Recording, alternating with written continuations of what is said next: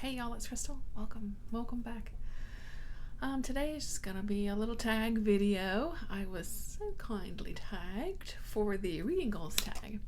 I was tagged by Mindy from Mindy's Book Journey and Alex from the Bookish Report. So thank you both for tagging me for this one. It's a fun one. It's the reading goals tag, which was created by Rosie Cockshutt. I'll of course link her video down below as well. And basically just talk about reading goals, right? Alrighty, the question number 1 is to tag friends. So this has been going around for a little bit, so I don't know who all has been tagged. So tag your it if you would like to do this one and you hadn't been tagged yet. I'm not going to do one specifically, but if you're feeling like doing it, you want to, consider yourself tagged. Alright, so number 2 is, do you set reading goals? And why or why not? I do absolutely set goals. And for me, I just, I have like certain things I want to do and sort of accomplish with my reading. So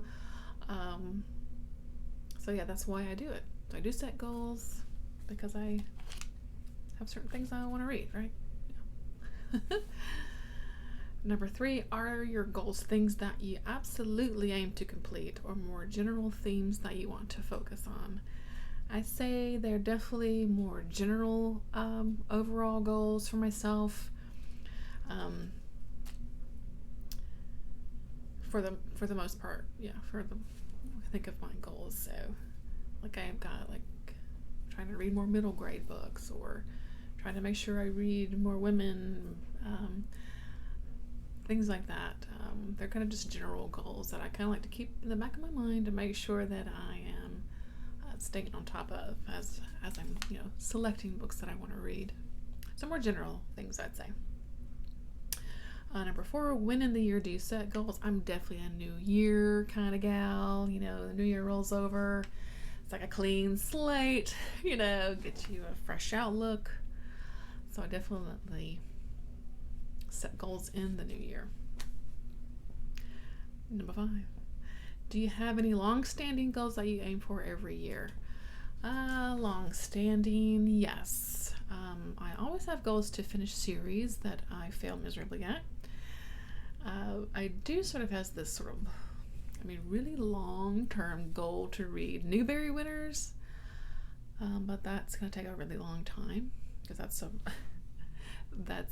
award that's been going on, I think, since the early 1900s. So, I've only read, a handful of Newbery winners. So that's sort of a long, goal. I have this goal of reading all of Stephen King's books that I'm slowly working on. What else? Finish series. Yeah, just to kind of make sure I'm picking up diverse books.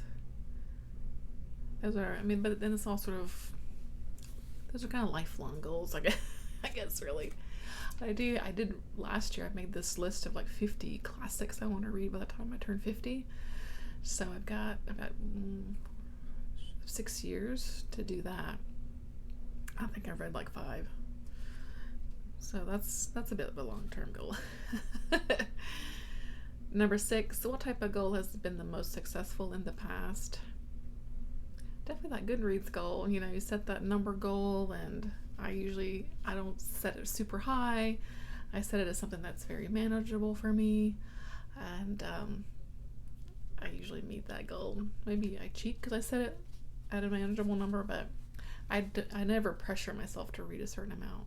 That's never a goal really for me, is like to focus on a total or like page count or anything like that. I just like to read, so I usually do the Goodreads goal because I like to see all the stats at the end of the year, right? So yeah, that's probably the most successful, just because it's kind of easy, right? But I do pretty well with picking up diverse books. Can always do better, but those are probably the most successful.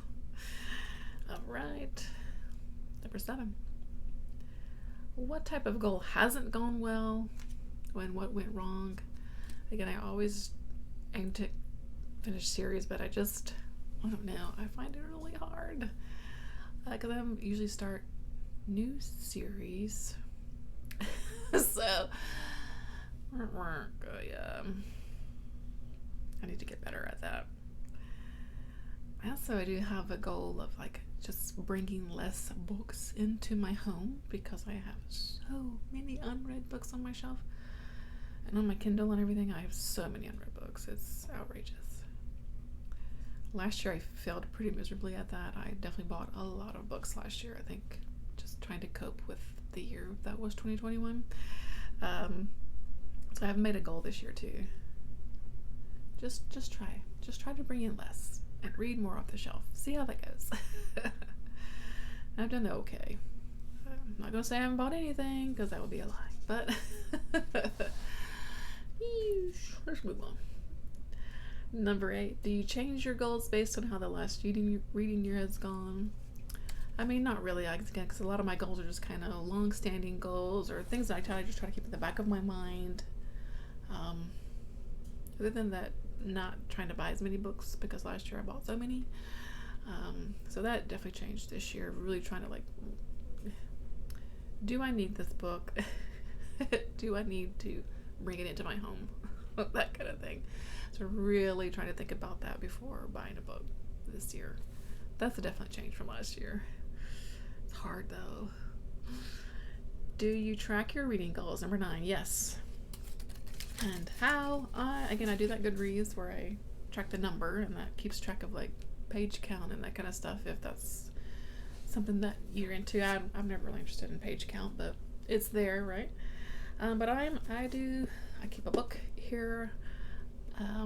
It's not a fancy journal by any means. It is basically lists, so like,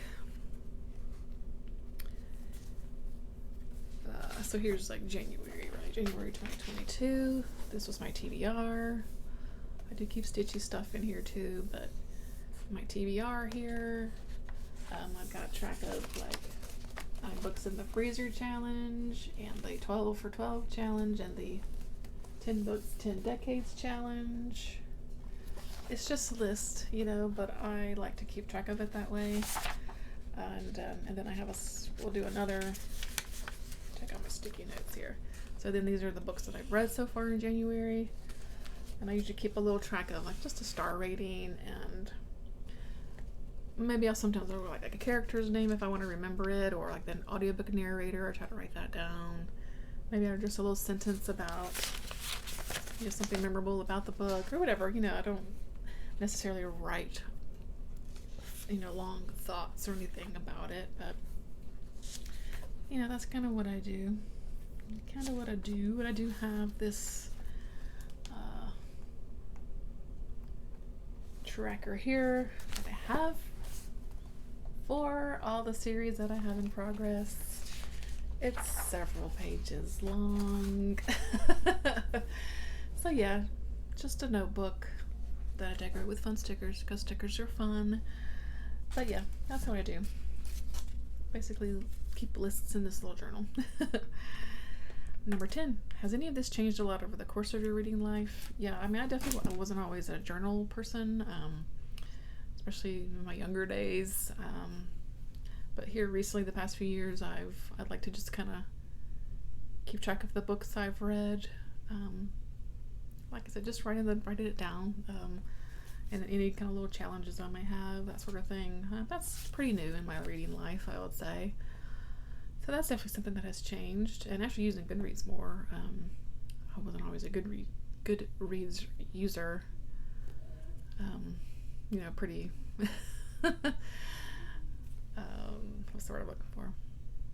Thoroughly. That's not the word I'm looking for. But you know what I mean. I wasn't always using Goodreads until like a few years ago. So yeah, some things have changed. And like I said, I do have those sort of longer goals that I keep in the back of my mind now. So which I wasn't always concerned about that, especially in my like 20s and stuff. like who cares, right? So yeah, some things have changed. I think as the older I get, I have to focus on different things and try to keep those goals in the back of my mind as I'm picking out books to read. So yeah, so that's it. Kind of short and sweet for the reading goals tag. And again, tag your it if you would like to do this one, or let me know in the comments. Do you have goals? Do you keep track of your goals? I'd love to know how you do that. And thanks as always for spending some time with me, coming in and hanging out. And I'll catch you in the next one. Bye.